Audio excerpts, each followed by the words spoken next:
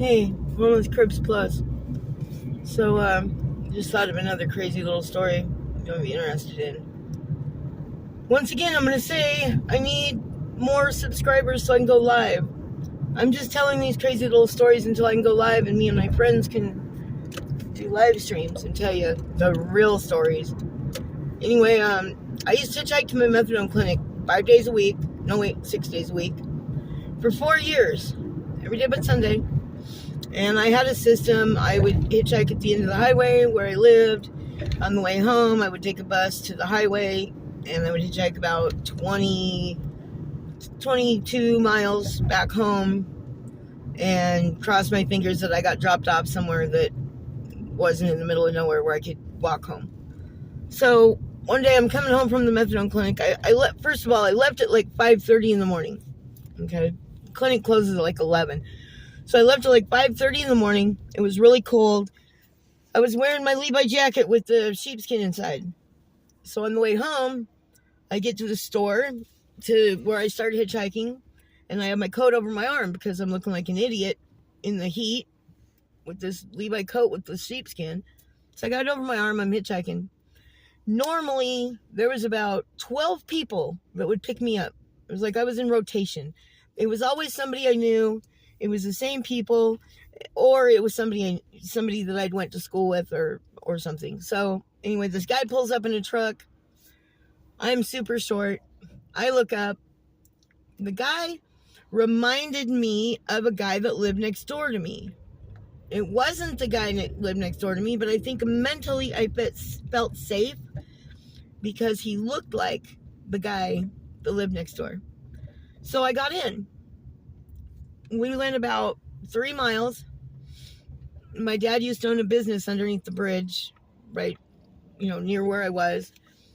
And the guy looked at me, and I looked at him, and I rested my arm on my leg, and over my, so my coat wasn't in my way anymore, and I could see he was wearing nothing but a t-shirt. No shoes, no nothing. So I could tell he was getting ready to say something.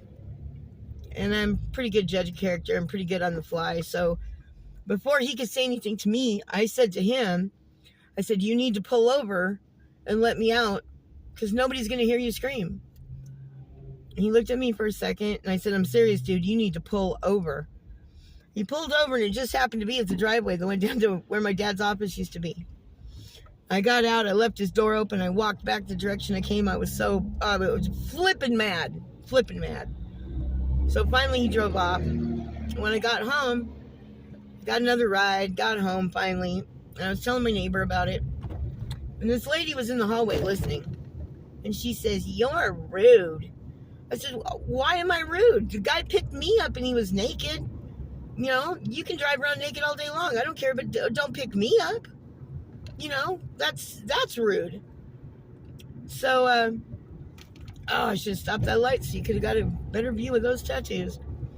Anyway, so, this lady she just thought I was the worst person in the world because I told him to let me out. But you tell me what would have happened if I wouldn't have told him to let me out, and what would happen if he wouldn't have wanted to let me out. You let me know. I'm doing this channel for education.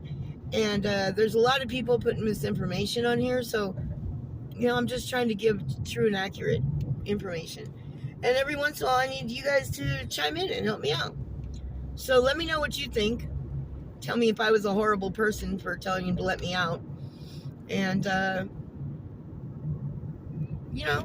if you want to sub, that'd be like really cool. Anyway, thank you very much. Peace out.